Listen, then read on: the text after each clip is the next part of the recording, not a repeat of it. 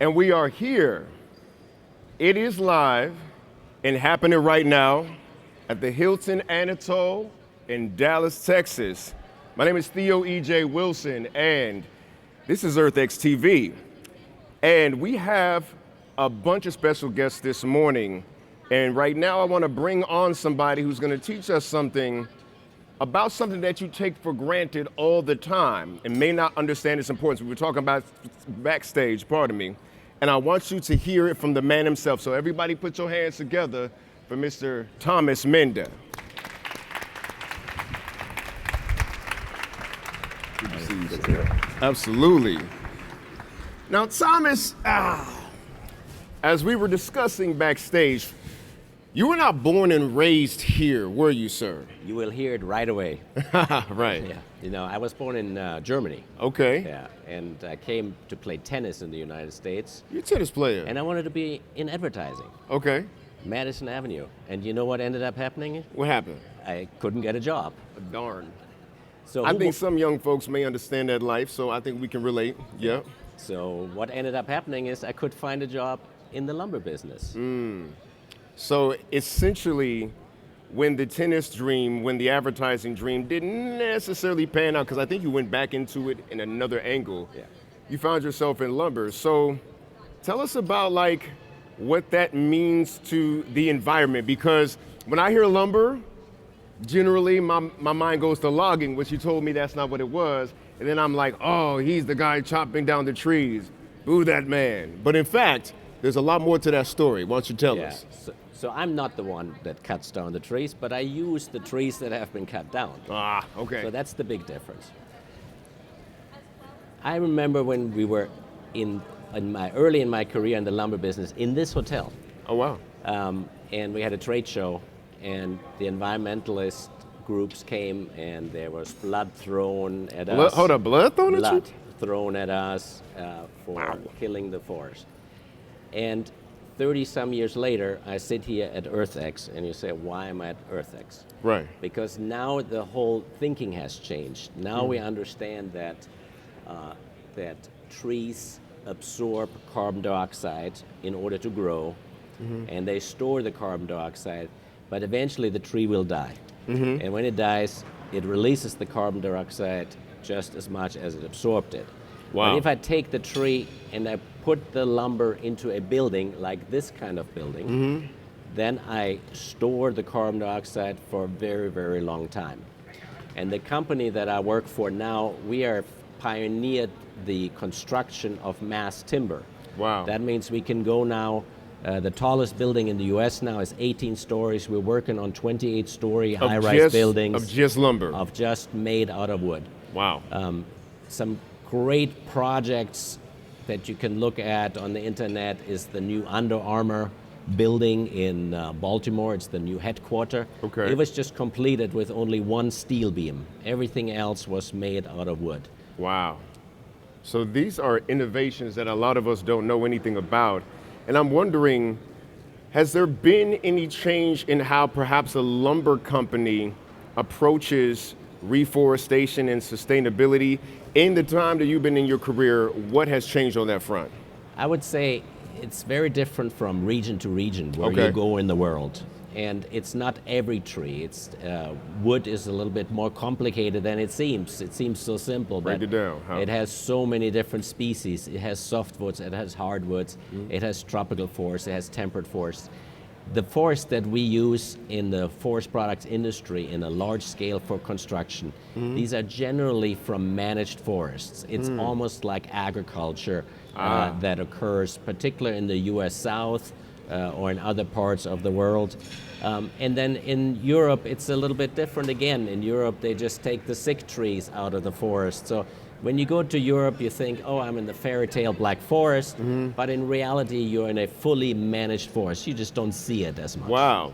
So basically, you guys plant the trees that you end up cutting down so that we don't encroach on any wilder kind of land. How long has that been a thing? Because I didn't know that. It's in a way recycling, right? You recycle your resource, and wood is the only resource that we have, and particularly in construction, but in general, it's the only renewable resource. Wow. So it's something that I can literally say, I can use you, I can store you, I can replant you, and you grow again. Wow. No other building material can do this, not steel, not concrete. They are all finite resources that we're using. Whereas when we build with wood, we can do it. The industry has done it since I'm in the industry. Wow. But it wasn't really well known. And there's some practices that I personally also find quite unappealing, which Like we call what? clear cutting Right. a forest, in particular in mountain areas. It's completely unnecessary, and the industry could live without it and should live without it. To have a better image and to have a better understanding of what we do. So let's say in America we have a percentile of wood that comes from clear cutting and a percentile that comes from the actual manicured managing of the forest. What do you think is the percent between clear cutting and renewable lumber? That all depends on the region. The key is it being replanted? And it's replanted when it comes to the forest products industry, because we need the resource in 20 years, or in 40 years, in 60 years. The bigger adversary to forest disappearing is really agriculture and commercial or retail development. Gotcha. Those take forests away from us Permanently. And so, wow, that's a great point.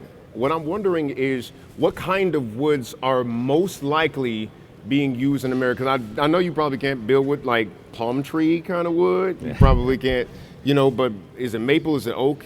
What is it? So pine and spruce are the typical species that we use in America for construction. Okay. And those are growing the most widely. They're very resilient to the environment. They can actually live in a lot of different climates. So they're very, very adaptable in a way, and heat resistant, in particular the pine tree that grows around Dallas, the southern pine tree. Okay. It's extremely heat resistant, obviously, and can grow here. It grows in Brazil, it grows in Australia and New Zealand, in different parts of the world, South Africa. Wow. It's a very adaptable kind of tree. And it's even heat resilient after you cut it down. Yeah, it grows extremely fast, I don't know Nice. if you were here a few weeks ago.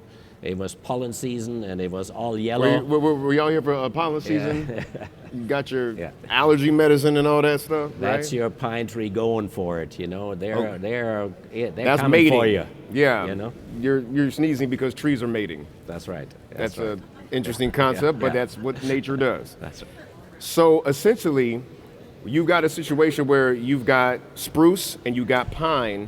How long does it take for it to actually grow once you've replanted the forest for it to be sustainable? Yeah, so the industry's gotten better and better, and there's also some genetic engineering going on, but Dire trees. we are talking about the U.S. South grows them in about 25 years. The same tree in Brazil will grow in about 15, 16 trees to the same size and diameter, just because of soil conditions and moisture conditions. That makes sense. Yeah, but let's say a spruce up in the mountains in Canada, it may take 80, 85 years. I got you. Yeah. So basically, because of soil conditions in other places of the world, you can contract there, regrow the trees in a much shorter time. Is that what your company does? Tell us about the organization you work with. Yeah, so I work for Binderholz. We're an Austrian-based sawmill. So Austria, if you think the sound of music, Austria. beautiful forests, Right. beautiful mountains. Right. Started as a small company, but now we have operations in Austria, Germany, Finland, Latvia, England, Scotland, and the U.S.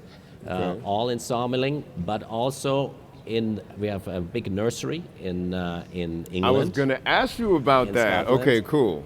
We grow about 50 to 60 million trees per year. That is more than the entire organization uses it. And I wanted to mention England and Scotland for a second. And Go ahead and rep there we European actually Union. Yeah. there is actually an expanding forest space. Wow. So if you remember, or if you think about England, rolling hills and a bunch of sheep pasturing around, Yeah. not much going on in Scotland either. It's perfect environment to grow new forests. Wow. Yeah. So basically 15 or 16 million trees per year. 60. 60. Oh, 60. 60. That's my accent. Yeah. Got you. Give that a round of applause. That is not a small amount of trees, my friend. No. So basically, if we've got to continue to build, you've turned building and it is slowly shifting into a sustainable, regenerative kind of operation. How long do you think it's going to take for this practice that your company does to actually scale up industry-wide? Yeah, so if you look at just the timber, mass timber movement, which is the one that moves away from the single family home and into large commercial buildings like that. That's a heck of a cabin, 18 stories. It doubles and triples every year in usage worldwide. Wow. There's now a number of companies that do similar things that we do here in the US and Canada. And it's a massive global growth phenomena. So much so that the steel industries has actually started to partner with us and said, you know what, this actually works good in conjunction with steel. We need to be part of the movement. Wow. And they're realizing how much impact this can really make also on their business. So you have a partnership with steel that works industry-wide to actually hopefully scale up to protect our forests. That's correct. Yeah. Well, that is not the lumber conversation I was expecting to have. And that is amazing. Sir, can you tell us more about your organization and how to find you? Yeah, so the name is Binderholz, B-I-N-D-E-R. It's going to be on the screen when we put this on the internet. Yeah, and that's the family name. So family Binder, H-O-L-Z, that's wood in German, Holz.com. Wow. You can go on our website. There's a little globe for different languages. I think there's about 12 different languages you can select, and you can learn all about the company and all the different things we do. This has been Thomas Mende, everybody. Give him a round of applause. Thank you very much for joining us today on the EarthX TV stage. And we hope to learn more about your organization. Thank you so much, sir.